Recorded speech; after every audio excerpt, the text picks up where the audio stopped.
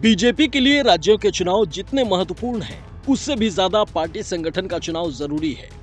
लिहाजा बीजेपी ने चुनाव को लेकर तैयारी शुरू कर दी है और इसका चुनाव जल्द होने की उम्मीद है। साथ ही दिसंबर के पहले हफ्ते में ये तय हो जाएगा कि बीजेपी का अगला राष्ट्रीय अध्यक्ष कौन होगा। पार्टी के संगठन चुनाव की समीक्षा बैठक में सभी राज्यों से कहा गया है कि वो दिसंबर के पहले सप्ताह तक राज्य स्तरीय चुनाव की प्रक्रिया पूरी कर लें। सामाजिक और राजनीतिक समीकरणों को देखते हुए बीजेपी ने विभिन्न पहलुओं के साथ दक्षिण भारत से नया नेतृत्व लाने पर भी विचार विमर्श कर रही है। इसके अलावा सामाजिक संतुलन बनाए रखने के लिए सवर्ण समुदाय को पार्टी एक बार फिर से सामने ला सकती है। महाराष्ट्र और झारखंड विधानसभा चुनाव के बाद बीजेपी में संगठन चुनाव के कार्यक्रम में तेजी लाई जाएगी। बूथ, मंडल, जिला एवं प्रदेश के संगठन चुनाव को दिसंबर के पहले सप्ताह तक पूरा कर लिया जाएगा। इसके बाद राष्ट्रीय अध्यक्ष का चुनाव होगा।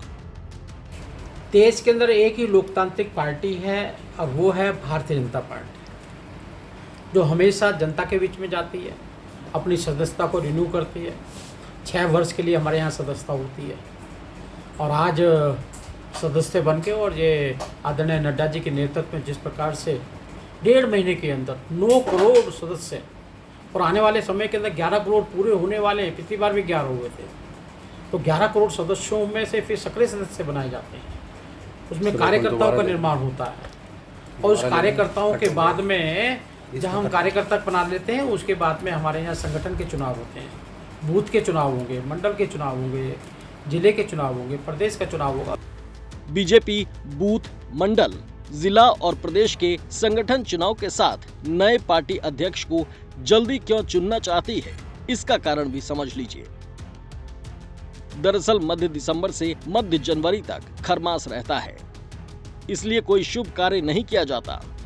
ऐसे में जो भी राष्ट्रीय अध्यक्ष होगा वो इस दौरान कामकाज संभालने से बचेगा, जो कि जनवरी में दिल्ली विधानसभा चुनाव की प्रक्रिया शुरू हो जाएगी। इसीलिए नए संगठन को काम संभालने के लिए ज्यादा समय नहीं मिलेगा और ऐसे में चुनाव अभियान भी प्रभावित हो सकता है। इसीलिए महाराष्ट्र और झारखंड के नतीजे आते ही पार्टी संगठन चुनावों की प्रक्रिया तेज कर देगी। भारतीय जनता पार्टी अपने नए अध्यक्ष की तलाश में जुटी है। संघ की ये बैठक बहुत महत्वपूर्ण है और भाजपा संघ को मनाने में जुटा है, इसमें भी कोई दो राय नहीं है। उसने कई ऐसे काम किए हैं जो संघ की नाराजगी दूर करने के लिए हैं, जैसे कि संघ के कार्यकर्ताओं का सरकारी कार्यक्रमों में जो बैन लगा हुआ था उसको हटा लिया गया। 10 साल बाद भाजपा को यह याद आया कि संघ के कार्यकर्ताओं का सरकारी गतिविधियों में बैन है और जब भी याद आया, लेकिन जो याद आया है वो इस वजह से आया है कि संघ नाराज है। उधर बीजेपी से कई नामों की चर्चा है जिनके अध्यक्ष बनने की संभावना जताई जा रही है। सूत्रों के मुताबिक इन नामों में से किसी एक नाम पर मुहर लग सकती है। मनोहर लाल खट्टर, देवेंद्र फडणवीस, धर्मेंद्र प्रधान, जी किशन रेड्डी, शिवराज सिंह चौहान, नरेंद्र सिंह तोमर। सूत्रों के मुताबिक संभावना है कि दक्षिण भारत से किसी नेता को बीजेपी अध्यक्ष का नेतृत्व सौंपा जा सकता है।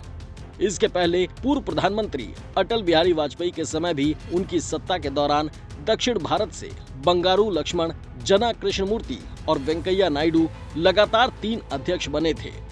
संघ के सूत्र भी बताते हैं कि बीजेपी के लिए इस समय दक्षिण भारत में विस्तार कितना जरूरी है, लिहाजा वहां के नेता को आगे लाना बीजेपी का पहला मकसद है और वो ज्यादा उचित भी होगा। मोदी और शाह की बीजेपी हमेशा अपने फैसलों से चौंकाती रहती है। ऐसे में बीजेपी अध्यक्ष कोई डार्क हाउस भी हो सकता है, यानी बीजेपी अध्यक्ष हिंदी बेल्ट से ना होकर साउथ के बेल्ट से भी हो सकता है। लेकिन इतना तय है कि जो भी बीजेपी का अध्यक्ष होगा उसको बीजेपी के साथ साथ संघ का भी बैकग्राउंड या संघ का भी बैकअप होना जरूरी है। संदीप के साथ कमलेश सिंह, लाइव टाइम्स, दिल्ली।